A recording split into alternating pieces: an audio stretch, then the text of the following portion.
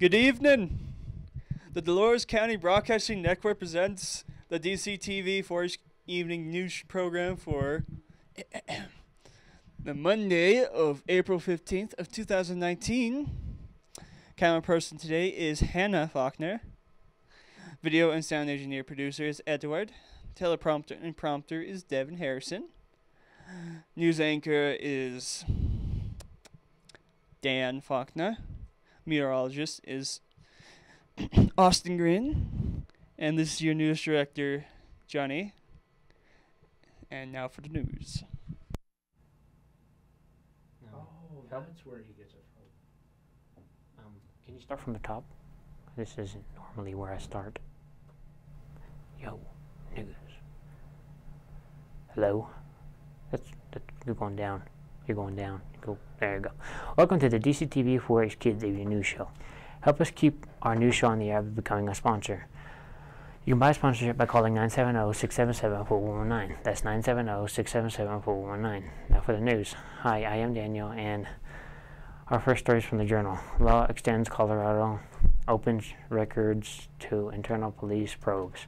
Democratic Colorado Governor Jared Polis signed legislation Friday designed to shed light on the conclusions of internal police investigations to alleged officer misconduct by making investigation documents available to the public. The law allows residents to obtain records of internal affairs investigations with proper redactions, protecting witnesses, victims, and others who aren't the subject of an investigation. Sponsors Representative James Coleman and Senator Mike Foote, also Democrats, said the law will increase transparency and trust among law enforcement agencies and the public. In the past, certain investigations that absolved officers in misconduct complaints have been kept secret, even in cases where municipalities have paid monetary settlements to affected citizens.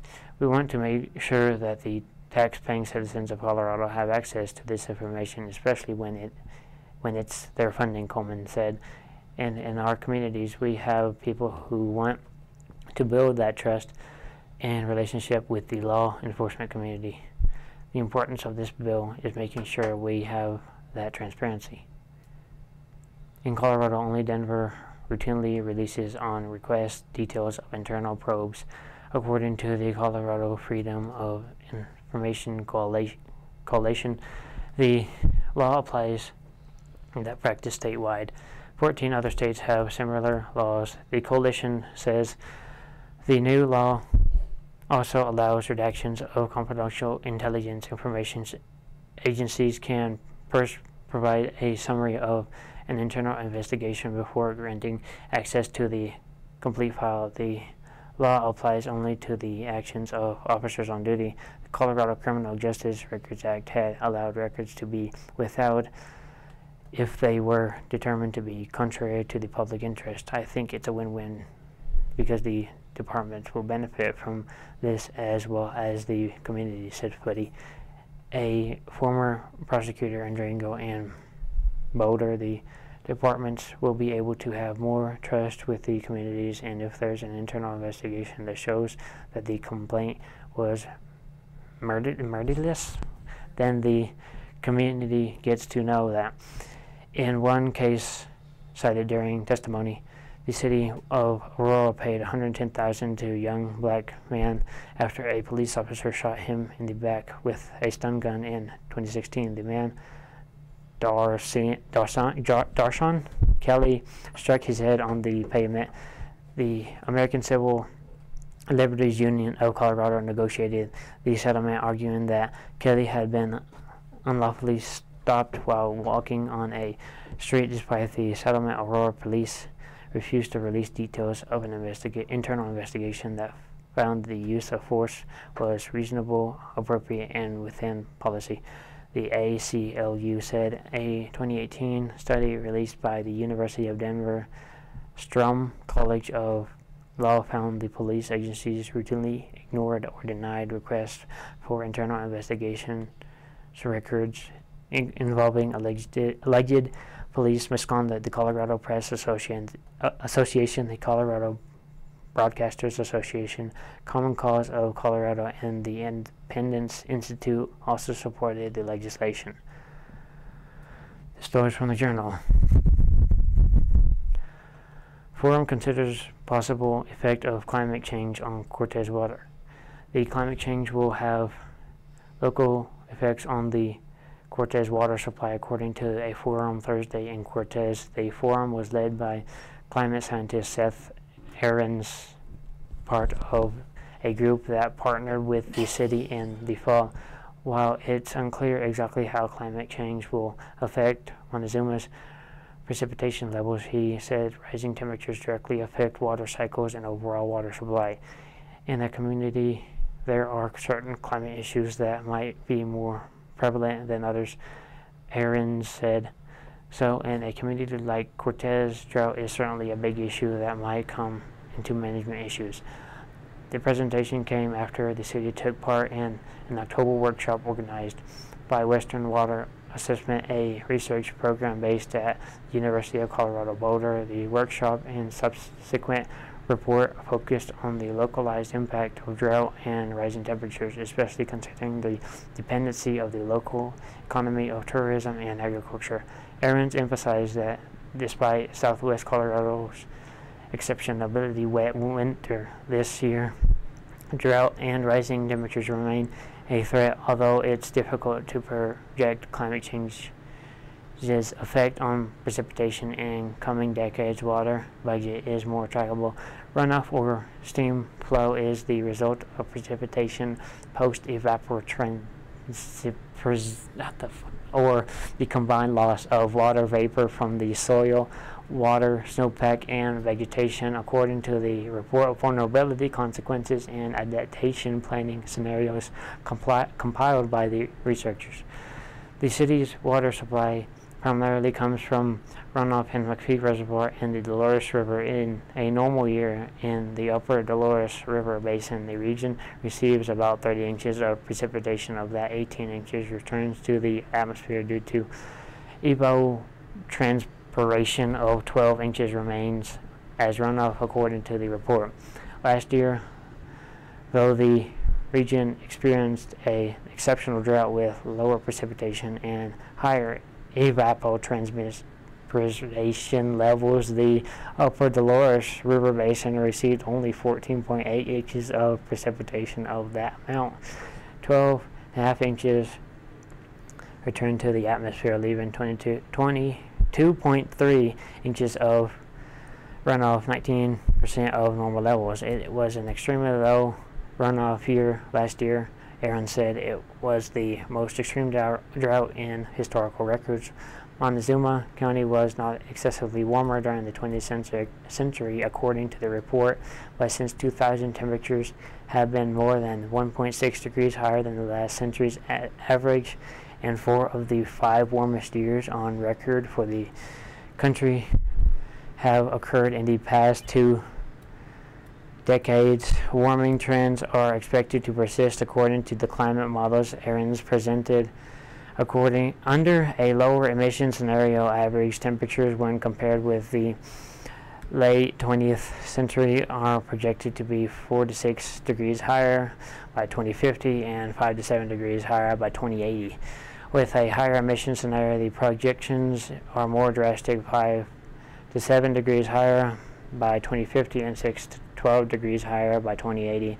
The report was intended to be educational and to inform officials about possible measures to address the threat.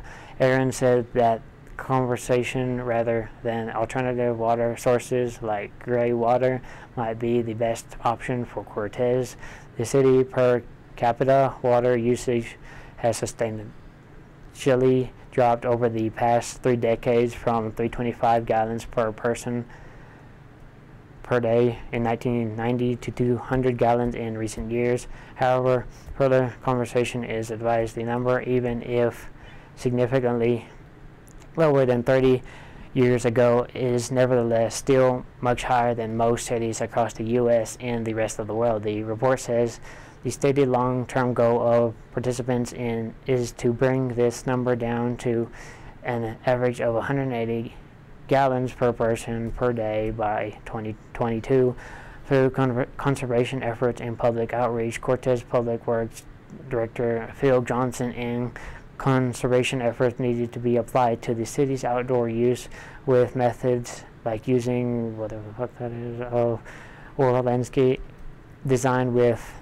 limited irrigation. The story from the Denver Post. Notre Dame Cathedral on fire in Paris. Firefighters battled a massive blaze Monday at the French capital iconic Notre Dame Cathedral that sent ash pouring onto tourists and flames shooting out of the world-famous 12th century monument. It is unclear whether anyone has been hurt. French media quoted the Paris Fire Brigade saying the fire is potentially linked to a €6.8 million renovation project on the church's spire and its 250 tons of lead. The flames are shooting out of the roof behind the nave of the cathedral, among the most visited landmarks and the world sites of the flames stop passers-by in their tracks along the Seine River that passes beneath the cathedral. French President Emmanuel Macron postponed a television speech to the nation because of the stunning blaze. Macron's pre-recorded speech was set to be aired Monday evening to lay out his long-awaited answers to the yellow vest crisis that has rocked the country since November. Associated Press reporters at the scene saw massive plumes of yellow-brown smoke filling the air above the cathedral and ash falling on the island that houses Notre Dame and marks the center of Paris. Paris Mayor Anne Hidalgo is in despair at the terrible fire. Hidalgo said in a Twitter message that Paris firefighters are still trying to limit the fire and urge Paris citizens to respect the security perimeter that has been set around the cathedral. Hidalgo and Paris authorities are in touch with Paris diocese. This story from the Denver Post. Trump campaign to report $30 million haul so far in 2019. President Donald Trump re-election campaign is set to report that it raised more than $30 million in the first quarter of 2019, eking out his top two Democratic rivals combined. According to figures it provided to the Associated Press, the haul brings the campaign's cash on hand $40.8 million, an unprecedented war chest for an incumbent president this early in a campaign. The Trump campaign said nearly 99% of its donations were of $200 or less, with an average donation of $34.26. Trump's fundraising ability was matched by the Republican National Committee, which brought in $45.8 million in the first quarter, its best non-election year total combined. The pro-Trump efforts is reporting $82 million in the bank, with $40.8 million belonging to the campaign alone. Trump formally launched his re-election effort just hours after taking office in 2017, earlier than any incumbent has in prior years. By contrast, former President Barack Obama launched his 2012 effort in April 2011 and had under $2 million on hand. At this point in the campaign, Obama went on to raise more than $720 million for his re-election. Trump's re-election effort has set a $1 billion target for 2020. Trump's campaign manager, Brad Parscale, said in a statement that Trump is in a vastly stronger position at this point than any previous incumbent president running for re-election, and only continues to build momentum. Trump's fundraising with the RNC is divided between two entities: Trump Victory, the joint account used for high-dollar gifts, and the Trump Make America Great Again community low-dollar digital fundraising operation known internally as Team Magic. The campaign is set to launch a traditional bundling program, which is lacked in 2016. In the coming weeks, bundlers are mid-tier donors who bring in contributions from their associates. Together, the Trump entities have raised a combined of $165.5 million since 2017. And oh shit, it's wrong camera. Trump is benefiting from the advantages of incumbency like universal name recognition and his unrivaled position atop the Republican Party. Among Democrats, dollars are divided across a candidate field of well more than a dozen, while the Democratic National Committee remains in debt and has suffered from being drastically outraised by the RNC. In recent months, Bernie Sanders topped the Democratic field in the first quarter, raising slightly more than $18 million, followed by Kamala Harris with $12 million and Beto O'Rourke with $9.4 million. Trump is reporting a haul of $30.3 million. Republicans have trailed Democrats in online fundraising ever since the medium was invented roughly 2 decades ago, but Trump has closed the gap, driving small dollar donors who make recurring donations to the GOP like the party has never seen before, according to RNC chairwoman Ronna McDaniel. Trump's campaign has already had 8 seven-figure fundraising days this year and has taken in money from more than 1 billion new online donors since Trump's inauguration, including 100,000 this year. The Republican committee said it's planning on spending $30 million on maintaining and growing. Trump's email list alone recently expanded its headquarters space to an annex in Virginia and will soon invest in developing an app. In 2015, Trump swore off outside money, declaring in his opening speech, "I'm using my own money. I'm not using the lobbyists. I'm not using donors. I don't care. I'm really rich." He quickly reversed course on high-dollar donations after he won the GOP nomination, bowing to the financial pressures of running a general election campaign, and he already raised millions online through the sale of merchandise like his signature red "Make America Great Again" hats. Trump gave or loaned $66 million to his 2016 campaign, but has yet to spend any of his own cash for re-election efforts. Aides don't expect that to change. Now for dumb laws with Lost. Our dumb laws segment are actually laws still in the books in many states, cities, and municipalities. This means that laws are technically still legal. Dumb laws in Utah. In Salt Lake County, no one may walk down the street carrying a paper bag containing a violin. Auctions may not be advertised by hiring trombone players to play on the street. In Trout Creek, pharmacists may not sell gunpowder to cure headaches. Dumb laws in Vermont. Women must obtain written permission from their husbands to wear false teeth. At one time, it was illegal to tie a giraffe to a telephone pole. It is illegal to deny the existence of God. All residents shall bathe every Saturday night. Now for our weather report with me. Our current weather data comes from the DCTV weather station located in beautiful downtown Dove Creek. The current temperature is 61 degrees. Today high was 62 degrees. The low was 38 degrees. The barometer is at 29.7 inches and falling. Humidity is at 18%. Wind is between 1 and 12 miles an hour from the southwest. Gusts have been up to 25 miles an hour. There was 0 hundredths of an inch of moisture in the DCTV weather station today. Moisture for this month is 10 hundredths of an inch. Moisture accumulation for this year is 5.48 hundredths of an inch. Now for the big map, courtesy of the National Weather Service. Okay, rain on the west coast.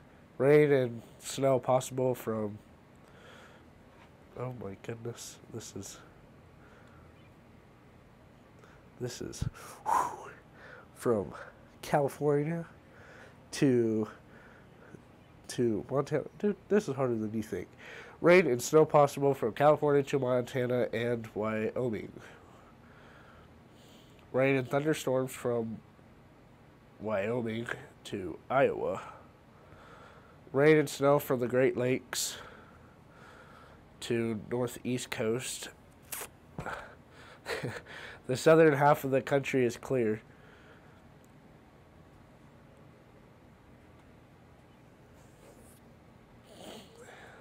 Here is our exclusive DCTV 5-day forecast. Tuesday, rain showers, high 56, low 35. Wednesday, high 56, low 34. Thursday, high 60, low 35. Friday, high 67, low 41. And Saturday, high 66, low 41. Now for the snow total report, which is the amount of snowpack in the mountains across the state. We hope it will be helpful to our farmers and skiers. Statewide, the snowpack is at 120% of normal. Here in the Southwest, we are up to 152% of normal. Now for our climate change report. CO2, carbon dioxide, is considered a greenhouse gas and is one of the principal causes of climate change. CO2 traps heat in the atmosphere, which causes climate instability. This results in significant variations worldwide of moisture and hot and cold temperatures. But the general climate trend that the planet is slowly warming. Therefore, it is important that we report the CO2 change. The following are the CO2 numbers in parts per million. Last week, 413.13, 412.21, 409.46, 389.50, 326.66. Alright, thanks to Dr. Peter Jans at the National Oceanographic and Atmospheric Administration, and Michael McGee of the CO2.Earth Network for providing his information. Remember, you can help keep our new show on the air by buying a sponsorship. To buy a sponsorship, you can call 970-677-4119. That's 970-677-4119. Thank you. Now back to our news director. That's the end of today's DCTV 4-H news program. This is your news director, Johnny. Good night, and thank you for watching.